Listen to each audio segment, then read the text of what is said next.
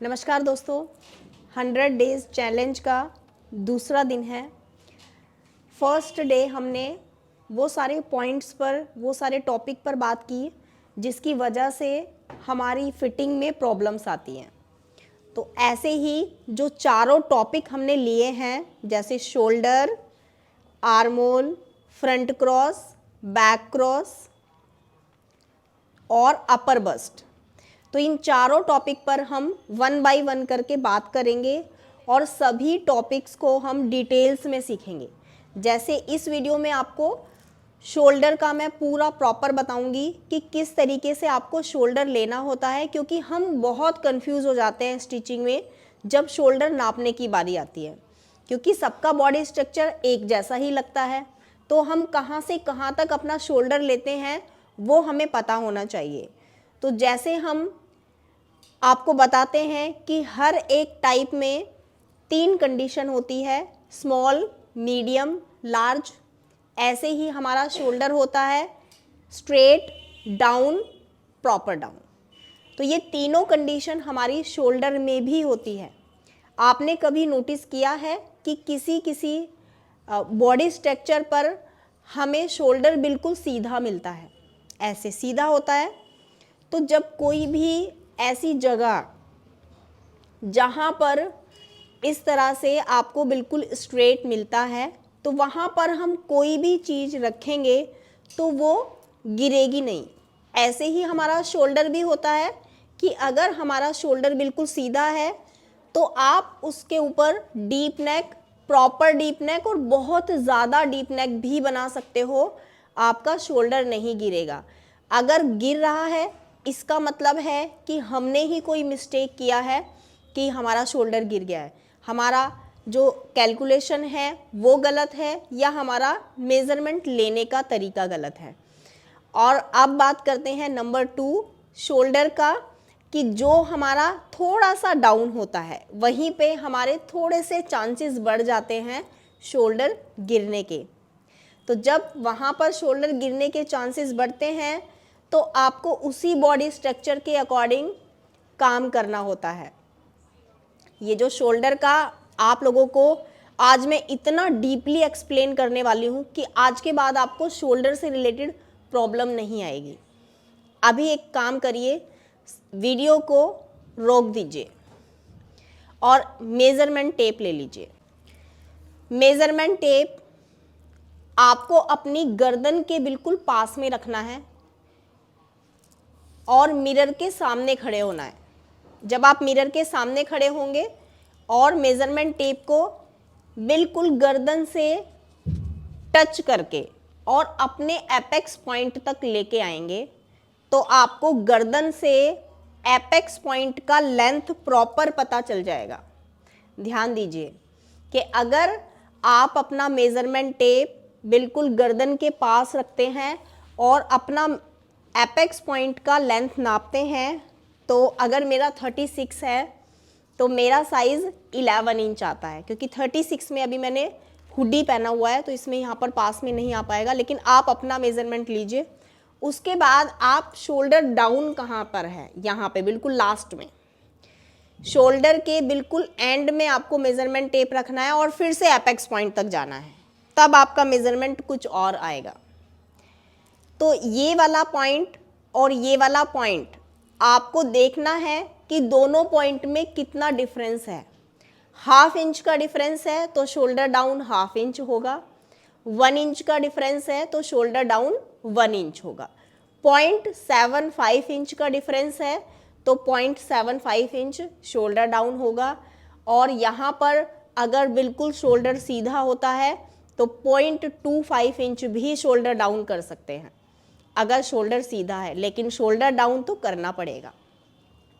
जैसे आप मेज़रमेंट लेते हो हर पॉइंट का, हर एक पॉइंट का लेते हो, जब मेज़रमेंट लेते हो तो अगर आप बिगनर हैं और आपको इतना आइडिया नहीं है तो आप ये पॉइंट ज़रूर मेज़रमेंट लीजिए। शोल्डर का मेज़रमेंट, शोल्डर गर्दन के बिल्कुल पास से और एपेक्स पॉइंट का लेंथ ले लेंगे तो थोड़ा ज़्यादा आएगा। यहाँ से यहाँ तक का लेंथ थोड़ा ज़्यादा आएगा, यहाँ से फिर एपेक्स पॉइंट का लेंगे तो थोड़ा कम आएगा। और भी डिटेल्स में समझाऊंगी आपको, तो डमी पे चलते हैं। चलिए डमी पे चलते हैं।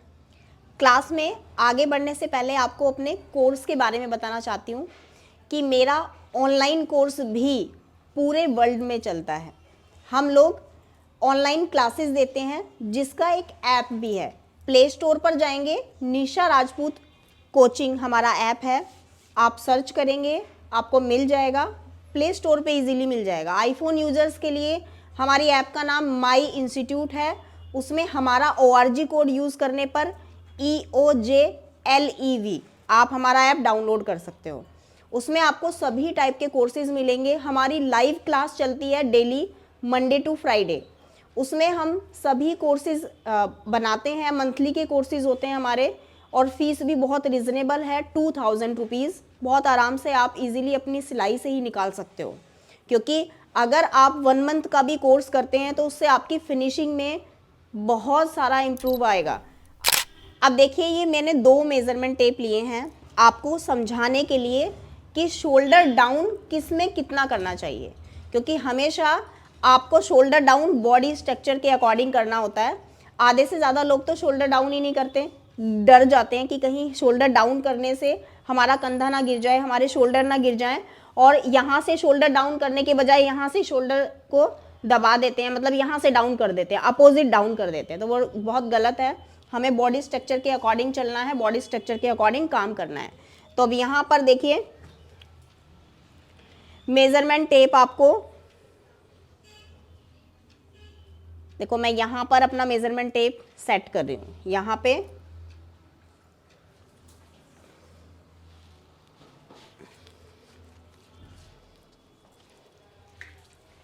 मैंने 2 मेजरमेंट टेप इसीलिए लिए हैं ताकि मैं अच्छे से आपको एक्सप्लेन कर पाऊँ।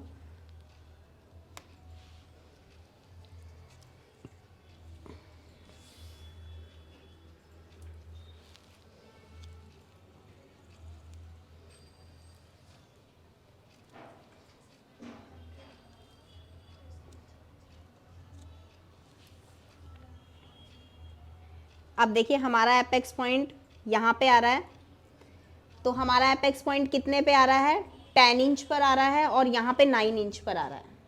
तो यानी कि हमारा जो डमी का शोल्डर डाउन होगा वो कितने पे होगा, 1 इंच पे होगा। ऐसे आपको हर किसी का मेज़रमेंट लेकर ये चेक कर सकते हो कि किसका शोल्डर डाउन कितना होगा। ऐसे जैसे डमी का हमारा साफ साफ पता चल रहा है, आप देख सकते हैं कि यहाँ से यहाँ तक का हमारा जो डिस्टेंस है वो 10 इंच आ रहा है, और यहाँ से यहाँ तक हमारा 9 इंच आ रहा है। तो 10 इंच में से अगर हम 9 इंच माइनस करते हैं तो 1 इंच बचता है, यानी कि ये जो हमारा डाउन है ना ये 1 इंच है। तो यहाँ से यहाँ तक का जो डिस्टेंस है वो 1 इंच है, तो हमारा शोल्डर बिल्कुल ऐसे है।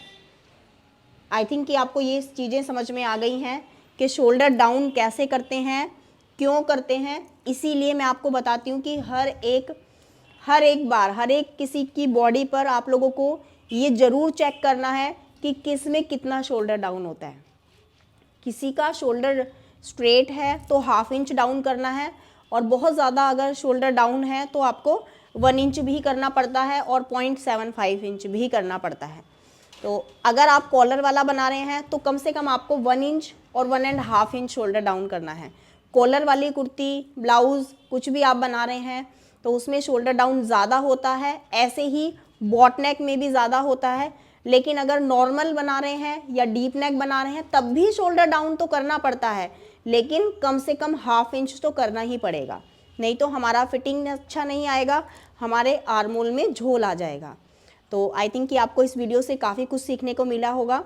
नेक्स्ट वीडियो भी जल्दी आने वाली है, पार्ट 3, यानी कि हमारी जो क्लास है वो ऐसे ही स्टेप बाय स्टेप 1 बाय 1 करके हम कोर्स कंप्लीट करेंगे अपना। हमारा ये 100 डेज़ का चैलेंज हमने लिया है यूट्यूब पर। बहुत सारे लोगों ने वीडियोस बनाई हुई हैं 100 डेज़ चैलेंज इंस्टाग्राम पर मैंने देखा, तो मैंने भी सोचा क्यों ना मैं आप लोगों को स्टिचिंग सिखाऊं और 100 डेज़ चैलेंज लूं कि 100 डेज़ में मुझे आप लोगों को स्टिचिंग सिखाना है। बहुत सारी टेक्निक्स, बहुत सारे टिप्स और ट्रिक्स देने हैं। तो ये हमारा 2nd क्लास था। इससे पहले जो 1st क्लास हमने बनाया है वो भी इसी चैनल पे है, आप उस वीडियो को देख सकते हो। उस वीडियो का लिंक हम डिस्क्रिप्शन में दे देंगे ताकि स्किप ना करें आप, और नेक्स्ट वीडियो का ज़रूर वेट करना और मैसेज करके मुझे बताना कि मैंने ये डिसीज़न लेकर अच्छा किया और आप लोगों को कैसा लग रहा है कमेंट्स ज़रूर करना और मुझे बताना, ताकि मेरी एनर्जी और भी ज़्यादा बूस्ट हो जाए। और नेक्स्ट वीडियो हम आर्मोल के ऊपर लेके आने वाले हैं। आर्मोल कैसे नाप लेते हैं, आर्मोल के ऊपर आपको कैसे काम करना है, किसका आर्मोल किस तरीके से आपको मेज़रमेंट लेना है, तो वो सारी चीज़ें हम आपको बताएंगे। चलिए मिलते हैं नेक्स्ट वीडियो में, तब तक के लिए बाय बाय।